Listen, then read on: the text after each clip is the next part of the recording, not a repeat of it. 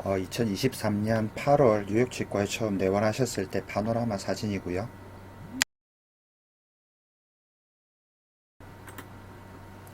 2024년 5월 오른쪽 위 임플란트가 흔들려서 보니 임플란트가 쑥 빠져버립니다. 관련 동영상은 저렇게 검색해 보실 수도 있고 내용에도 링크를 걸어 놨습니다. 빠진 앞 임플란트인데요. 물론 조금 더 긴 임플란트를 식립했으면 좋았겠지만 임플란트 식립 조건에 맞게 잘 식립이 되어 있습니다. 이건 뒷 임플란트의 CT 사진인데요. 식립 조건에 너무 잘 맞게 식립된 것입니다. 저렇게 임플란트를 잘 심어도 환자가 구강 악습관, 임플란트에 과도한 힘이 가해지는 것이 있으면 임플란트가 버티질 못합니다. 둘 다 임플란트 종류 중 익스터널 타입이고요. 2024년 8월에는 왼쪽 밑 제일 끝 임플란트가 부러졌습니다. 저건 임플란트 종류 중 부러짐에 대한 저항이 가장 좋은 인터널 스트라우만 타입인데요. 이 임플란트도 임플란트 식립 조건에 잘 맞게 식립된 것입니다. 하지만 임플란트가 부러지면 잘 식립한 것은 아무 소용이 없습니다. 결국 임플란트를 빼야 하고요.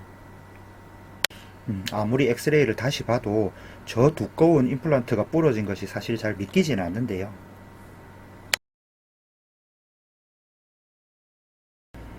임플란트 종류 중 부러짐에 대한 저항이 가장 크다는 인터널 스트라우먼 타입 티슈 레벨 임플란트입니다.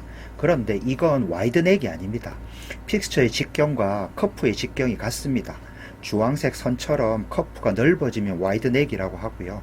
그래서 저렇게 되면 부러짐에 대한 저항이 더 커집니다. 물론 와이드넥은 아니지만 사실 저렇게 두꺼운 임플란트가 부러졌다는 건 다른 이유도 한몫한 것이고요. 2024년 9월 왼쪽 치아들이 아프다고 내원하셨는데요. 빨간 화살표 치아 두 개가 흔들리고 씹을 때 아팠습니다. 빨간 선이 본래 있어야 하는 뼈고요. 노란 선이 지금 있는 뼈입니다. 저 두 선의 차이만큼 풍치가 일어난 것이고요. 파란 화살표 치아는 저만큼의 뿌리를 뼈가 잡고 있는 것입니다. 당연히 흔들릴 가능성이 높겠죠. 라테랄 무브먼트, 지글지글 갈 때 송곳니만 다이고 어금니들은 떠야 합니다. 이것을 커나인 가이던스, 견치 유도라고 합니다. 하지만 이 환자분은 송곳니가 마모가 되어서 뒤에 어금니들이 다 닿는 상태였고요. 그러니까 뒤에 빨간 화살표 치아가 씹을 때 많이 아프고 흔들리는 것이죠. 송곳니를 레진으로 회복해주니 이후로는 씹을 때 아프지 않다고 하셨고요. 그룹 펑션, 군기능 교합을 커나인 가이던스, 견치 유도로 바꾸어 준 것입니다. 보시면 위에 어금니들이 라테랄 무브먼트 시에 닿지 않습니다.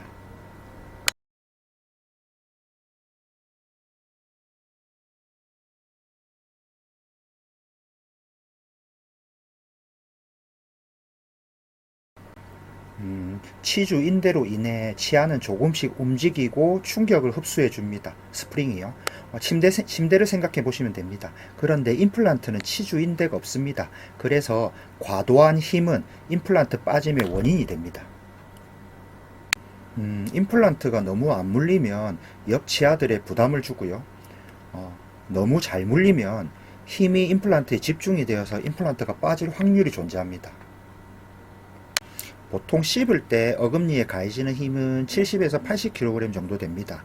이갈이 이악물기의 경우 120에서 400kg 정도 됩니다. 그러면 이갈이 이악물기가 있는 환자에서 치아는 치주인대가 있어서 조금 더 밑으로 깔아앉을 것이고 1.5에서 5배 정도 힘이 더 가해짐으로써요. 임플란트는 치주인대가 없으므로 더 많은 힘을 받게 되는 것입니다. 이 경우에 있어서 임플란트가 빠지고 부러지고 하는 것은 결국 과도한 힘이 임플란트에 가해진 것입니다.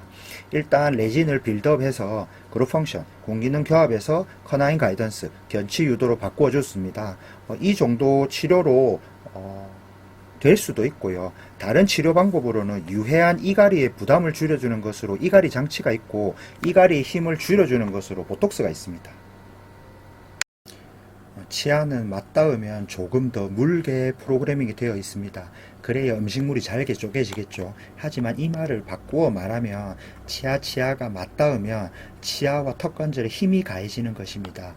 음식을 먹을 때는 당연히 치아와 치아가 맞닿아야 합니다. 하지만 그 외의 경우는 치아가 닿지 않는 것이 턱관절과 치아에 좋습니다.